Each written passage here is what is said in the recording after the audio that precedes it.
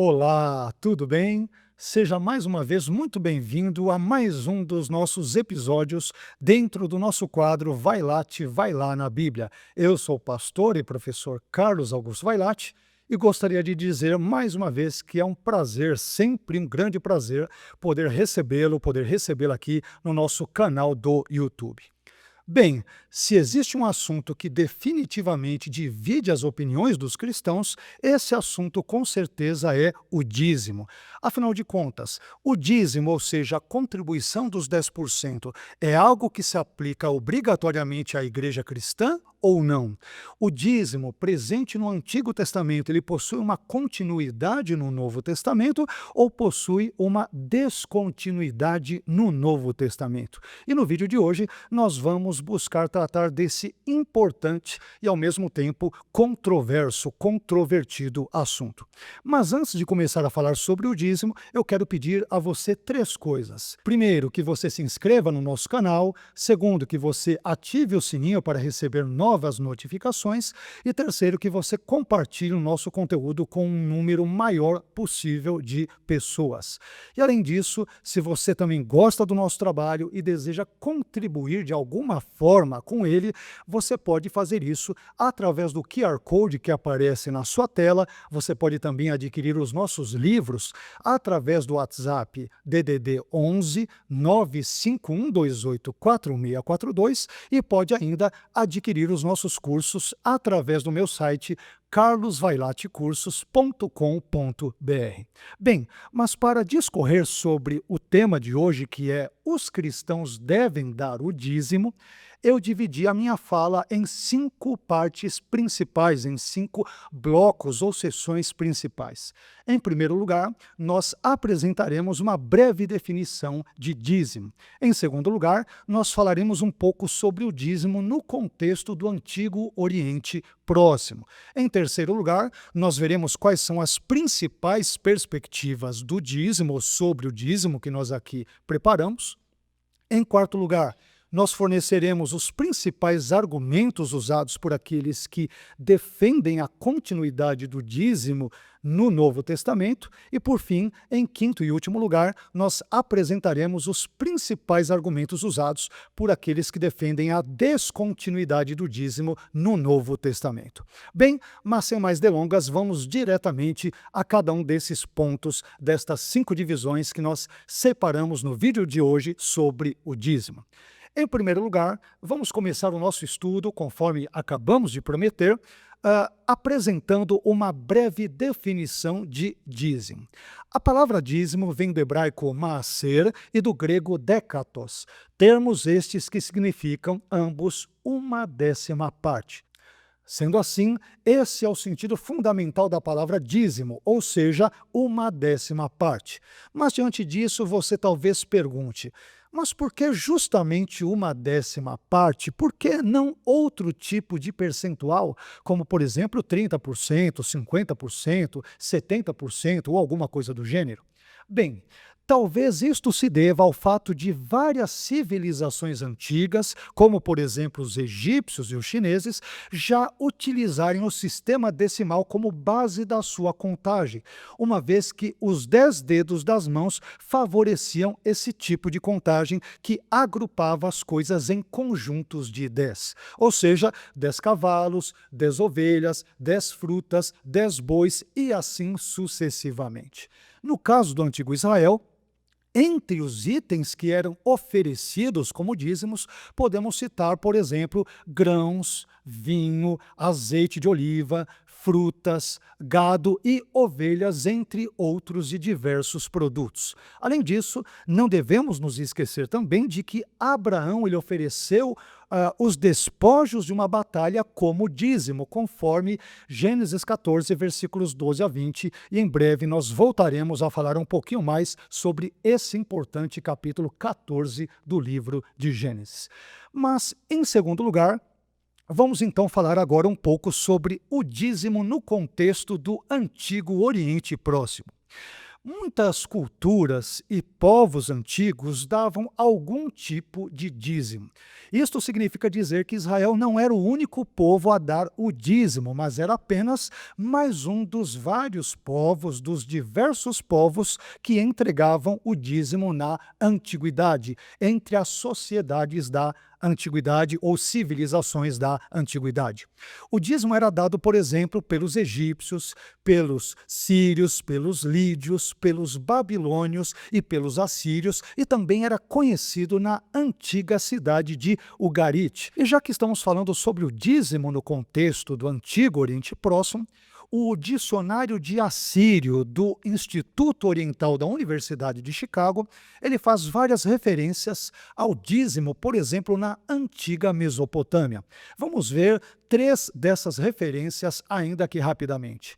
A primeira referência cita algo como o Deus Sol, Shamash, exige o dízimo. Uma segunda referência diz que 4 minas de prata é o dízimo dos deuses Bel, Nabu e Nergal. E, por fim, uma terceira referência diz, com relação aos anciãos da cidade, a quem o rei convocou para pagar o dízimo. Essas referências ao dízimo, presentes na antiga Mesopotâmia, que, aliás, é importante lembrar, era a região de onde Abraão veio, elas são muito interessantes porque elas nos ensinam que no Antigo Oriente Próximo o dízimo era dado tanto para as divindades como era dado também para o rei. E, possivelmente, o dízimo que Abraão deu a Melquisedeque, que era rei de Salém e sacerdote do Deus Altíssimo, conforme Gênesis 14:18, possivelmente o dízimo de Abraão obedecesse de algum modo a essa cultura sobre o dízimo existente na antiga Mesopotâmia. Mas, caminhando um pouco mais no nosso estudo, em terceiro lugar, vejamos quais são as principais perspectivas sobre o dízimo. Eu selecionei aqui 3 perspectivas principais, entre outras variações possíveis que também poderiam ser aqui mencionadas, que são a perspectiva aliancista, a perspectiva dispensacionalista e a perspectiva teonomista. Vamos ver brevemente cada uma delas. Em primeiro lugar, vejamos a perspectiva aliancista. O aliancismo, que também é conhecido como teologia da aliança ou teologia do pacto, por ser uma teologia que vê uma maior continuidade entre o Antigo Testamento e o Novo Testamento, e por dividir a lei mosaica em 3 partes, ou seja, lei civil, lei cerimonial e lei moral, contribuiu para que alguns dos seus proponentes, alguns dos seus defensores, considerassem o dízimo, por exemplo, como parte da lei moral. Então, a adesão a esse pressuposto interpretativo significa, portanto, na prática, que os cristãos devem dar o dízimo nos dias de hoje, ou deveriam dar o dízimo nos dias de hoje. É claro que nem todos os teólogos aliancistas, devemos esclarecer, concordam com isso, mas vários deles defendem esse tipo de ideia ou algo semelhante ao que estamos aqui expondo nesse vídeo.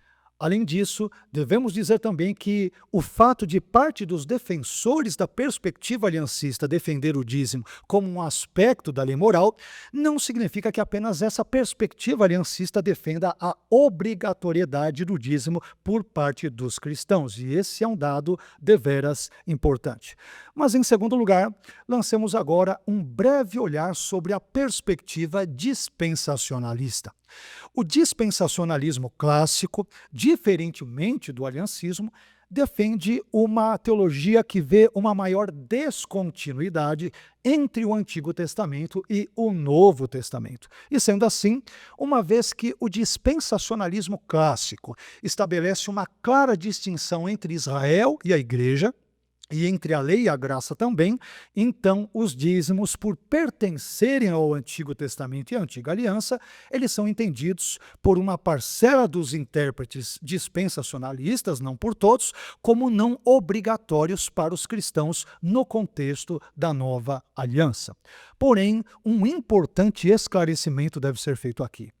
Como o dispensacionalismo possui outras ramificações, como, por exemplo, o dispensacionalismo revisado e o dispensacionalismo progressivo, então é evidente que nem todas as vertentes ou ramificações do dispensacionalismo compreendem esse assunto sobre o dízimo da mesma forma. Alguns entenderão de um jeito e, portanto, outros de outras ramificações poderão entender de forma diversa esse assunto sobre o dízimo. Por fim, em terceiro e último lugar, vamos dar uma rápida olhada sobre a perspectiva teonomista. A palavra teonomia, ela vem de duas palavras gregas, vem de theos, que significa Deus, e vem de nomos, que significa lei. Portanto, teonomia significa simplesmente lei de Deus. A teonomia, devemos aqui dar uma brevíssima definição. A teonomia é a crença de que as leis morais e civis presentes no Antigo Testamento, elas devem funcionar como padrão que rege a sociedade moderna, tanto na esfera privada como, por exemplo, também na esfera pública. Então, como o dízimo é visto como parte das leis morais e civis do Antigo Testamento, logo, o dízimo continua, então, sendo o princípio de contribuição estabelecido por Deus, que deve ser mantido no Novo Testamento e também nos nossos dias. Pois bem, tendo visto estas três perspectivas sobre o dízimo, ainda que de forma muito sucinta e muito breve, vamos ver então na sequência quais são os principais argumentos usados por aqueles que defendem a continuidade do dízimo no Novo Testamento e que, portanto, defendem a obrigatoriedade da entrega do dízimo por parte dos cristãos. Entre esses argumentos, eu destaquei três argumentos principais que eu gostaria de compartilhar com você a partir de agora. Bem, o primeiro argumento em favor da continuidade do dízimo no Novo Testamento é o seguinte: o dízimo é uma ordem, dizem os defensores do dízimo a partir do Novo Testamento para os cristãos e até os dias de hoje. Eles dizem, o dízimo é uma ordem e não uma sugestão que Deus dá ao seu povo. Bem, mas nesse caso eu faria a seguinte pergunta a quem formulou esse argumento. Deus ordenou o dízimo para qual povo? A qual povo você está se referindo? Você está se referindo ao povo de Israel? Você está se referindo à igreja? Ou você está se referindo ainda tanto a Israel quanto à igreja? Como eu voltarei a falar sobre esse assunto mais adiante com outros detalhes, então, por hora, eu não vou dar maiores detalhes sobre esse ponto aqui nesse primeiro argumento. Mas isso nos leva a um segundo argumento. Existe também um segundo argumento em favor da continuidade do dízimo no Novo Testamento, argumento este que é muito usado pelos defensores do dízimo na Nova Aliança e inclusive até os nossos dias. E o argumento é este: como o dízimo existe antes da lei, ou seja, o dízimo ele foi dado por Abraão em Gênesis 14, versículos 18 a 20, e por Jacó em Gênesis 28, versículos 18 a 22, como o dízimo também existe durante a lei, isto é, o dízimo está presente na Torá, nos profetas e nos escritos, e como o dízimo igualmente existe após a lei, em outras palavras, o dízimo está presente também no Novo Testamento, então o dízimo deve ser dado pelos cristãos hoje. Esse é o argumento. Ora, com base nessa mesma lógica, então nós também deveríamos guardar o sábado.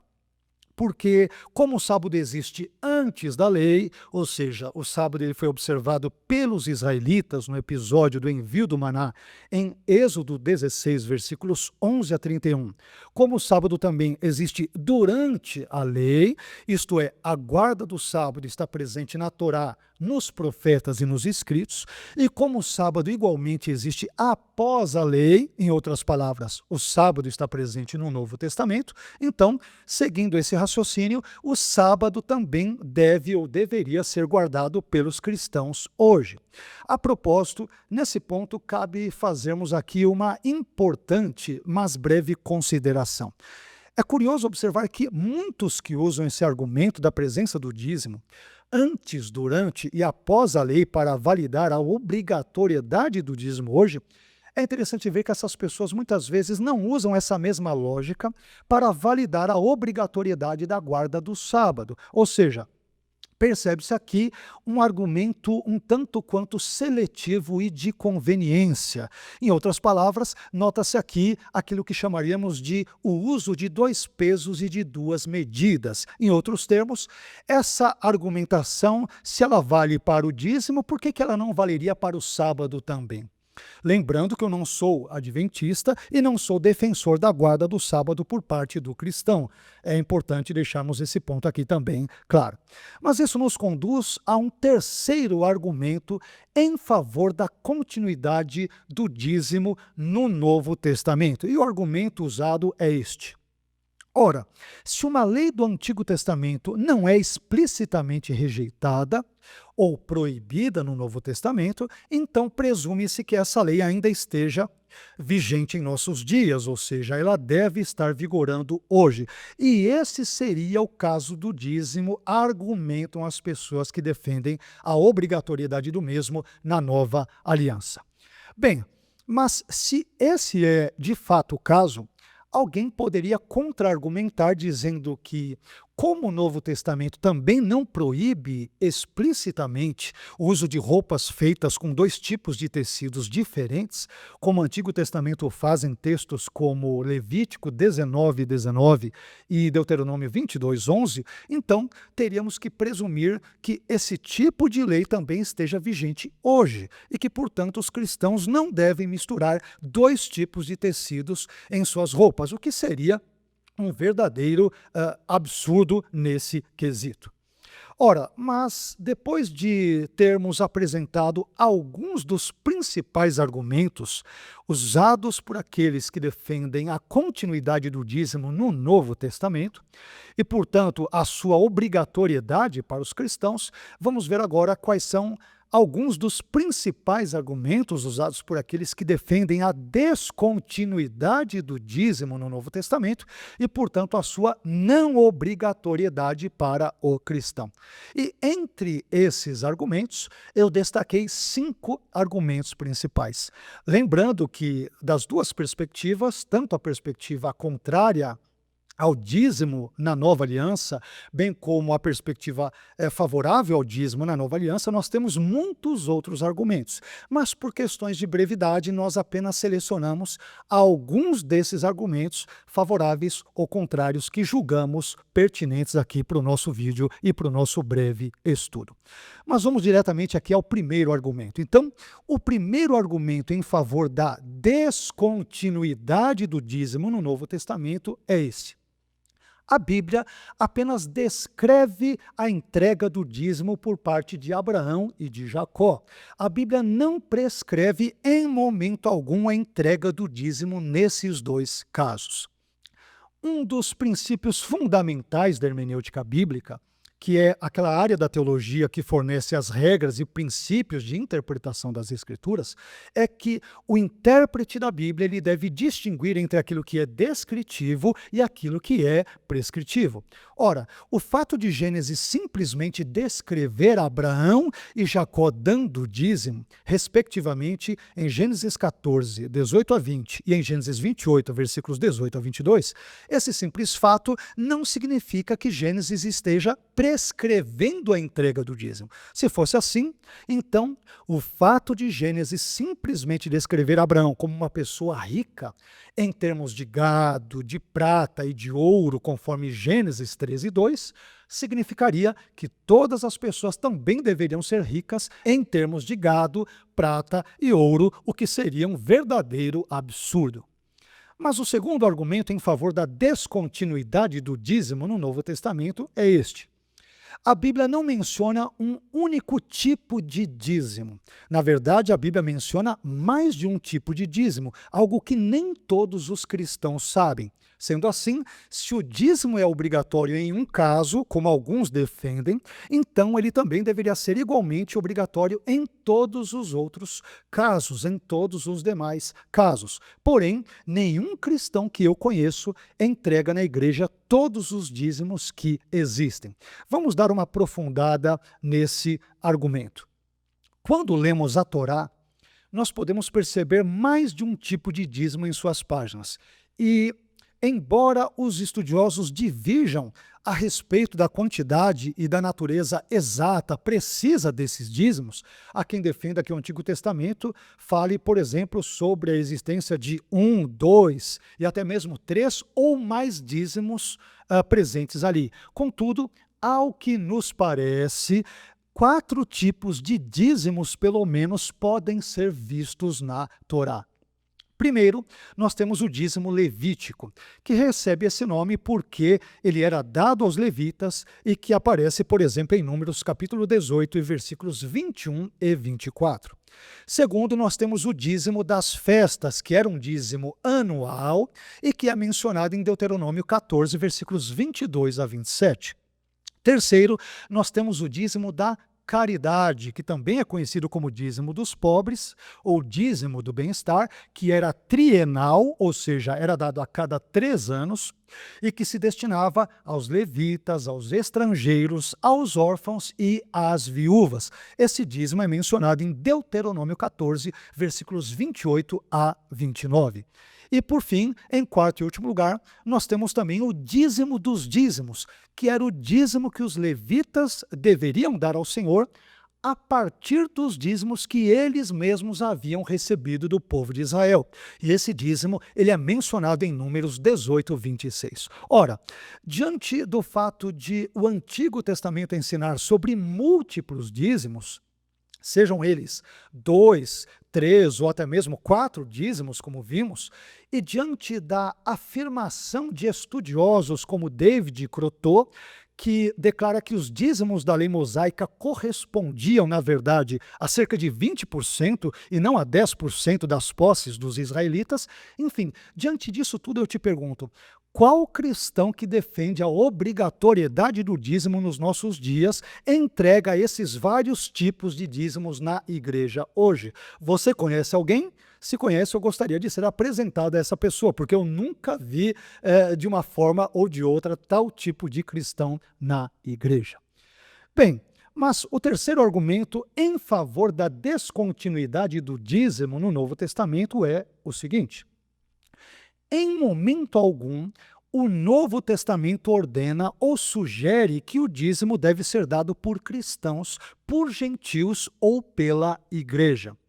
O dízimo ele é citado em 3 passagens principais do Novo Testamento.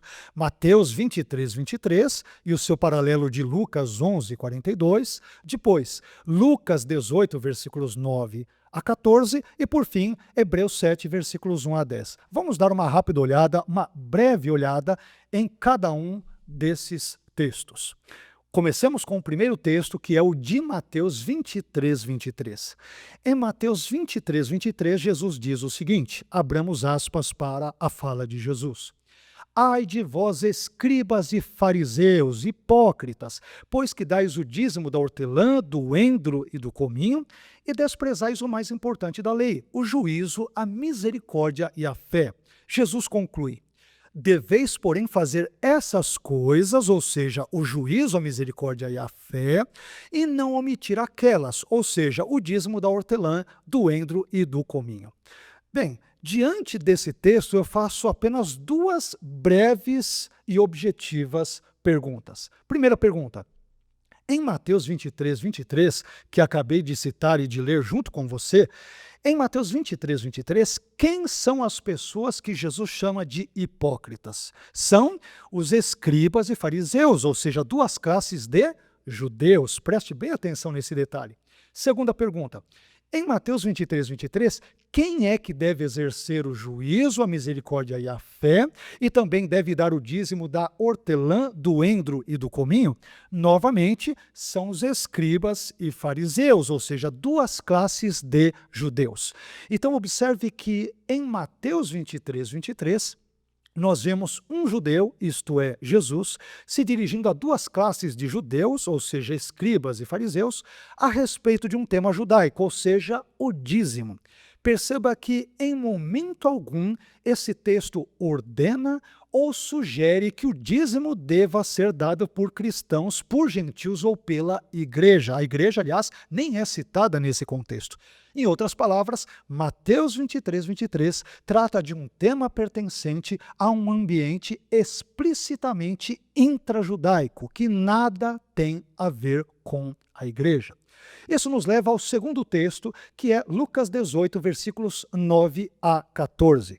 Em Lucas 18, versículos 9 a 14, Jesus conta uma parábola na qual ele cita um fariseu, isto é, um judeu, que, entre outras coisas, se gaba, se vangloria por dar os dízimos, ou seja, uma prática judaica.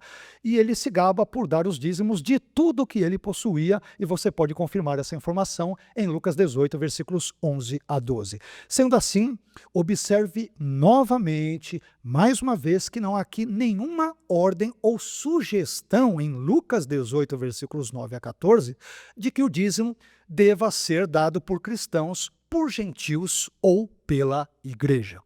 Isso nos leva ao terceiro e último texto, que é muito usado nesse debate sobre continuidade ou descontinuidade do dízimo no Novo Testamento. E o terceiro texto é um texto muito polêmico nesse assunto, que é Hebreus capítulo 7, versículos 1 a 10. Em Hebreus 7, versículos 1 a 10, o dízimo é citado, primeiro, como algo dado a Melquisedeque por Abraão, conforme os versículos 1 a 4 e 6. Segundo, como algo dado aos levitas pelo povo de Israel, conforme os versículos 5 e 9. E terceiro, como algo dado por Levi, mais uma vez, conforme o versículo 9. Nesta passagem, assim como nas duas passagens anteriores que vimos, não se encontra nenhuma ordem ou sugestão de que o dízimo deva ser dado por cristãos, por gentios ou pela igreja. Aliás, o assunto central dessa passagem bíblica de Hebreus 7, versículos 1 a 10, não é o dízimo, mas é demonstrar a superioridade do sacerdócio de Melquisedeque sobre o sacerdócio levítico. E esse tipo de raciocínio é interessante porque ele irá pavimentar o caminho para o ensino da superioridade do sacerdócio de Cristo, conforme Hebreus capítulo 7, versículos 11 a 28, que é a continuidade de Hebreus capítulo 7, versículos 1 a 10, que ora estamos estudando. Enfim, em vista do que nós acabamos de expor, pode-se observar que não há um único texto no Novo Testamento que ordene ou que sugira que nós cristãos, ou gentios, ou a igreja, tenhamos a obrigação de dar o dízimo. Isso nos leva a um quarto e penúltimo argumento dentro desse contexto. E o quarto argumento em favor da descontinuidade do dízimo no Novo Testamento é o seguinte: a referência ao dízimo em Malaquias capítulo 3, versículos 8 a 12, um texto que as pessoas, os cristãos que são favoráveis ao dízimo gostam muito de citar, mas a referência ao dízimo em Malaquias 3, versículos 8 a 12, não é dirigida à igreja, mas é dirigida a Israel.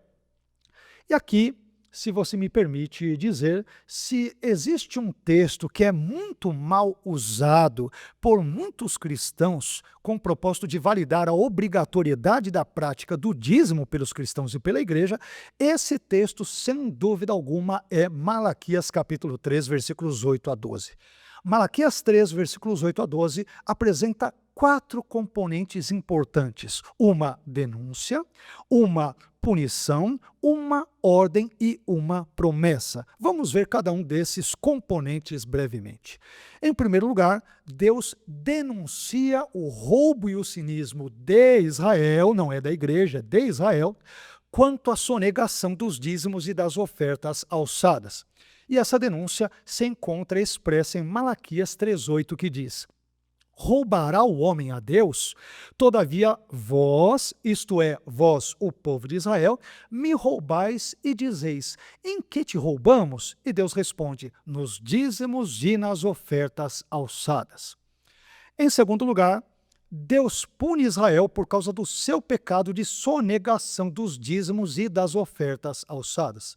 E essa punição se encontra explícita em Malaquias 3,9, que declara: com maldição sois amaldiçoados, porque me roubais a mim, vós toda a nação. E eu te pergunto, que nação? Ora, a nação de Israel, porque o texto bíblico se refere a Israel, ele não se refere, não se aplica nesse contexto em nenhum momento à igreja cristã. Mas isso nos leva a um terceiro item.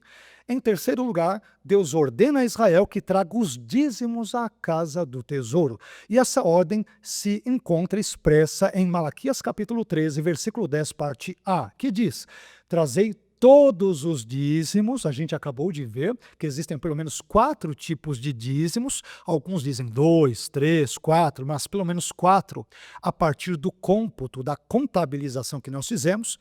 Então, repetindo, Malaquias 3:10, parte A diz: trazei todos os dízimos à casa do tesouro para que haja mantimento na minha casa. E por fim, em quarto lugar, Deus promete abençoar Israel caso este, ou seja, Israel, o obedeça. E essa promessa pode ser encontrada em Malaquias capítulo 3, versículo 10, parte B, até o versículo 12, que diz: e depois fazei prova de mim, diz o Senhor dos Exércitos, se eu não vos abrir, isto é, se eu não abrir para vocês o povo de Israel, as janelas do céu e não derramar sobre vós, isto é, sobre Israel, uma bênção tal que dela vos advenha, isto é, advenha sobre Israel, a maior abastança. Versículo 11. E por causa de vós, isto é, por causa de vocês, povo de Israel, repreenderei o devorador para que não vos consuma, isto é, para que não consuma de vocês, povo de Israel, o fruto da terra. E a vide no campo não vos será estéril, isto é, a vide no campo de vocês, israelitas, não será estéril, diz o Senhor dos Exércitos. E por fim o versículo 12, e todas as nações vos chamarão, isto é, chamarão vocês, povo de Israel, bem-aventurados, porque vós, isto é, vocês, povo de Israel, sereis uma terra deleitosa, diz o Senhor dos Exércitos. Portanto, observe que esses 4 componentes de Malaquias 3, versículos 8 a 12, ou seja, a denúncia, a punição, a ordem e a promessa de Deus, não dizem respeito à igreja, aos cristãos ou aos gentios, mas diz respeito a Israel. Se refere textualmente, contextualmente, não à igreja, mas a Israel. A propósito, me permita perguntar o seguinte: quem são os destinatários, afinal de contas, do livro do profeta Malaquias? A resposta a essa pergunta é muito fácil e se encontra já no início de Malaquias, em Malaquias 1, capítulo 1 e versículo 1, que diz: peso da palavra do Senhor contra Israel pelo ministério de Malaquias. Então, perceba que o livro de Malaquias se dirige ao povo de Israel e não aos cristãos ou à igreja. E desse modo, a referência ao dízimo em Malaquias 3, versículos 8 a 12, ela não se aplica à igreja nesse aspecto. E desse modo também, me permita dizer que quando alguém diz que um cristão não dizimista é um ladrão, você já deve ter ouvido isso talvez algumas vezes, porque ele estaria hipoteticamente roubando a Deus ao sonegar o dízimo, isso simplesmente não é verdade. Um cristão não dizimista é simplesmente alguém que não encontra apoio bíblico, exegético e teológico suficientes para a prática do dízimo no contexto neotestamentário. Apenas isso. Portanto, chamar um cristão não dizimista de ladrão, sobretudo com base nos termos que Deus usa para se dirigir a Israel e não à igreja, como visto em Malaquias 3, versículos 8 a 12, é uma atitude, no mínimo, para dizer o mínimo, hermeneuticamente incorreta e eticamente reprovável. Não é correto se dirigir a um não dizimista nesses termos. Por fim, em quinto e último lugar, o quinto e último argumento em favor da descontinuidade do dízimo que nós gostaríamos de dividir com você no vídeo de hoje, no contexto do Novo Testamento, é o seguinte: a lei do dízimo, ao ser estabelecida de modo formal, obrigatório e sistemático somente durante a época de Moisés, e ao ser ordenada ao povo de Israel, conforme Levítico 27, versículos 30 a 34, ela não se aplica, portanto, aos cristãos, visto que os cristãos não estão sob a antiga aliança, mas sim sob a nova aliança. Aqui, entre os diversos textos bíblicos que nós poderíamos citar, eu gostaria de mencionar dois textos em particular que se encontram em Hebreus, na Epístola aos Hebreus, a qual nós já citamos brevemente minutos atrás. O primeiro texto é Hebreus 7, versículos 11 a 12, que diz: de sorte que, se a perfeição fosse pelo sacerdócio levítico, porque sob ele o povo recebeu a lei, que necessidade havia logo de que outro sacerdote se levantasse segundo a ordem de Melquisedeque e não fosse chamado segundo a ordem de Arão? Versículo 12.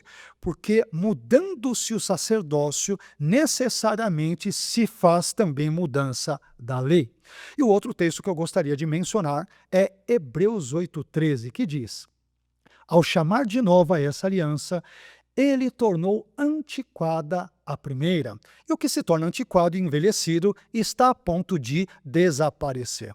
Bem, tendo em mente esses dois textos bíblicos, ou seja, Hebreus 7, versículos 11 a 12 e Hebreus 8, 13, que acabamos de citar, bem como seus respectivos contextos bíblicos, é claro, eu gostaria de fazer duas importantes considerações aqui.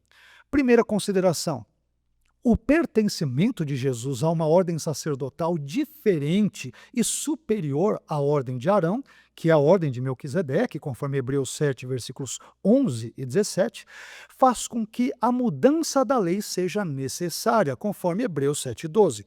Isto significa dizer que a lei mosaica, que estava inseparavelmente ligada ao sacerdócio levítico, com seus rituais, cerimoniais, regras e mecanismos de sustento, que incluía o dízimo, ela sofreu uma mudança. Segunda consideração: a superioridade da nova aliança em Cristo, em comparação à antiga aliança mosaica, significa que a antiga aliança, mais uma vez, com seus rituais, cerimoniais, regras e mecanismos de sustento, incluindo o dízimo, se tornou obsoleta, antiquada e envelhecida, conforme Hebreus 8,13, que acabamos de ler. Sendo assim, uma vez que a lei mosaica e o sacerdócio levítico foram substituídos pela nova aliança e pelo sacerdócio de Cristo, então o mecanismo de sustento desse antigo sistema, ou seja, o dízimo levítico e mosaico, também se tornou obsoleto. E desse modo, ele não é obrigatório para os cristãos. Além disso, como o dízimo levítico tinha finalidades específicas, a saber, o sustento dos levitas, a manutenção do templo e ajuda aos pobres, o que evidentemente envolve a entrega do dízimo trienal, sobre o qual já falamos antes, e uma vez também que o templo de Jerusalém foi destruído em 70 depois de Cristo e o sacerdócio levítico não existe mais, portanto, a estrutura judaica que exigia o dízimo deixou igualmente de funcionar. Logo, a lei do dízimo não faz mais sentido nos dias de hoje. Bem, mas diante de tudo que nós dissemos até aqui, eu gostaria de dar uma palavra final sobre as contribuições financeiras. O fato de o Novo Testamento não tratar o dízimo como uma contribuição obrigatória para os cristãos, e portanto para a igreja cristã, é claro, não significa que seja errado um cristão dar o dízimo. Significa apenas que o Novo Testamento não ordena, não obriga e nem proíbe, é verdade, que cristãos deem o dízimo. Esse assunto simplesmente é secundário à fé cristã, o que não significa, contudo, que ele não seja um assunto importante. É evidente que as contribuições financeiras para o sustento da igreja, dos obreiros e dos trabalhos sociais é algo muito importante, é algo relevante. Mas se esse é o caso, como então nós cristãos devemos lidar com a questão das contribuições financeiras referentes à igreja? Começamos falando brevemente sobre o dízimo. Embora o dízimo, como já dissemos, não seja uma forma de contribuição obrigatória obrigatória para o cristão. Contudo, essa modalidade de colaboração financeira é um bom exemplo de piso que Deus ordenou a Israel na Antiga Aliança e que o cristão pode imitar voluntariamente no contexto das contribuições cristãs. O cristão não está obrigado a fazê-lo, conforme entendemos a partir das observações feitas quanto ao Novo Testamento, mas ele tem a liberdade de fazê-lo se ele assim entender por bem executá-lo. Por outro lado, como o Novo Testamento lida, aqui tem outra pergunta importante, como o Novo Testamento lida com essa questão das contribuições financeiras, das coletas e das ofertas? Ou, dito ainda de outra forma, como as contribuições devem ser feitas a partir das orientações neotestamentárias? Bem, segundo o Novo Testamento, as contribuições devem obedecer a pelo menos 5 diretrizes, entre outras que poderíamos citar, mas nós vamos aqui nos resumir a citar pelo menos 5 destas principais que julgamos principais e presentes no Novo Testamento. Em primeiro lugar, as contribuições devem ser feitas com generosidade. Em Romanos 12:8, Romanos capítulo 12, versículo 8, o apóstolo Paulo, ao discorrer sobre os diversos dons que Deus deu à sua igreja, diz o seguinte: o que reparte, faça-o com liberalidade ou com generosidade. E a palavra generosidade, obviamente, pressupõe uma contribuição que certamente vai muito além de 10%, que é, por exemplo, o percentual do dízimo na Antiga Aliança. Em segundo lugar, as contribuições devem beneficiar os santos. Em 1 Coríntios 16, capítulo 16 e versículo 1, o apóstolo Paulo, ao levantar uma oferta para ajudar os irmãos da igreja de Jerusalém, que passavam por dificuldades naquela ocasião, ele escreve o seguinte: ora, quanto à coleta que se faz para os santos, fazei vós também o mesmo que ordenei às igrejas da Galácia. Em outros termos, as contribuições elas devem resultar de algum modo em benefícios para os santos, ou seja, para os crentes. Em terceiro lugar, as contribuições devem obedecer ao princípio da proporcionalidade.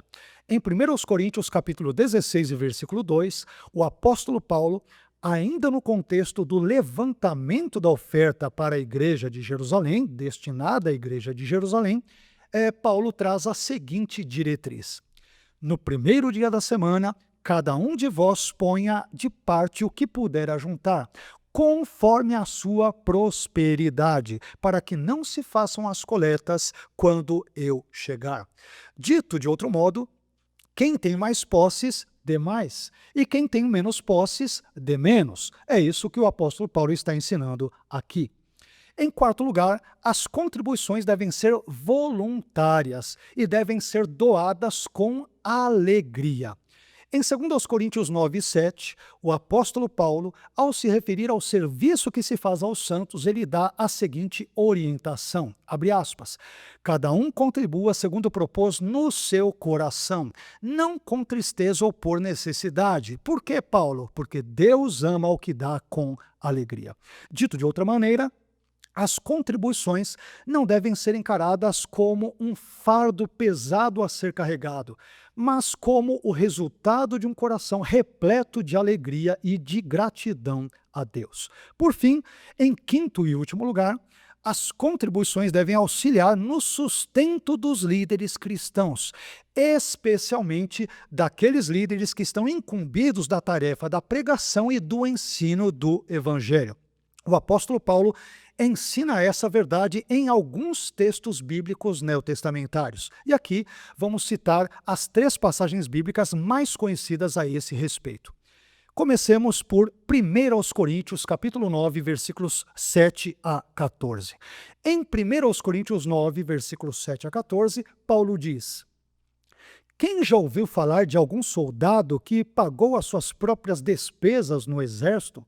Ou qual é o fazendeiro que não come das uvas da sua própria plantação? Ou qual é o pastor que não toma do leite do seu gado? Não pensem que eu me apoio somente nesses exemplos da vida diária, pois a lei diz a mesma coisa. Versículo 9. Na lei de Moisés está escrito assim: não amarre a boca do boi quando ele estiver pisando o trigo. Por acaso Deus está interessado nos bois? Ou foi a nosso respeito que ele disse isso? É claro que isso está escrito em nosso favor. Tanto a pessoa que planta como a que colhe fazem o seu trabalho na esperança de receber a sua parte na colheita.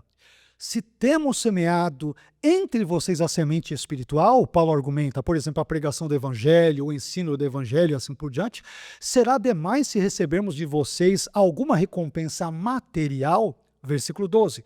Se outros têm o direito de esperar isso de vocês, será que nós que pregamos, ensinamos o evangelho, dentro do argumento de Paulo, será que nós não temos muito mais direito do que eles?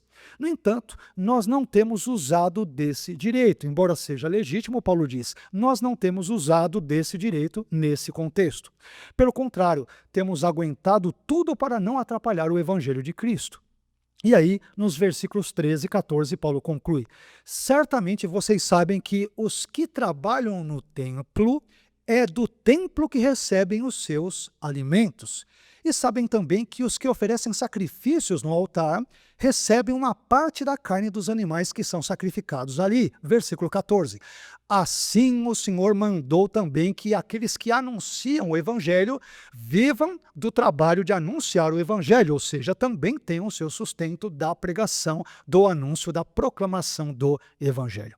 Depois, um segundo texto que nós gostaríamos de mencionar ocorre em 1 Timóteo capítulo 5, versículos 17 e 18.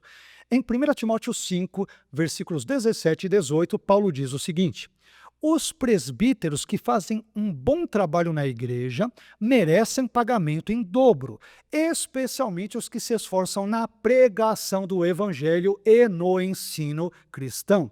Pois as escrituras sagradas dizem, aqui é o fundamento, a razão do argumento de Paulo, versículo 18, pois as escrituras sagradas dizem, não amarre a boca do boi quando ele estiver pisando o trigo. E dizem ainda, o trabalhador merece o seu salário. E aqui, quando Paulo diz que o trabalhador merece o seu salário, ele está citando Lucas capítulo 10, versículo 7. Por fim, em Gálatas 6:6, capítulo 6 e versículo 6, o apóstolo Paulo diz: a pessoa que está aprendendo o evangelho de Cristo deve repartir todas as suas coisas boas com quem a estiver ensinando. E aqui a expressão coisas boas vem do grego agatóis, que significa bens, riquezas, benefícios, ou seja, as pessoas na igreja que são instruídas no evangelho ou ensinadas no evangelho, elas devem repartir os seus bens ou riquezas com quem as está ensinando, conforme Paulo em Gálatas capítulo 6 e versículo 6. Bem, é isso. Eu espero que esse breve estudo sobre o dízimo, no qual nós também aproveitamos para falar alguma coisa sobre as ofertas, tenha abençoado de algum modo, de alguma maneira, a sua vida. Não se esqueça de que você pode abençoar o nosso trabalho adquirindo os nossos livros através do WhatsApp 11 DDD 11 95128 4642 e também pode fazê-lo adquirindo os nossos cursos através do site carlosvailatecursos.com.br. Além disso, você também pode apoiar o nosso trabalho através do QR Code que está aqui embaixo na sua tela. Muito obrigado, quero mais uma vez agradecê-lo, muito obrigado por estar conosco, por estar comigo até o final desse estudo, que Deus te abençoe e até o nosso próximo vídeo, querendo Ele.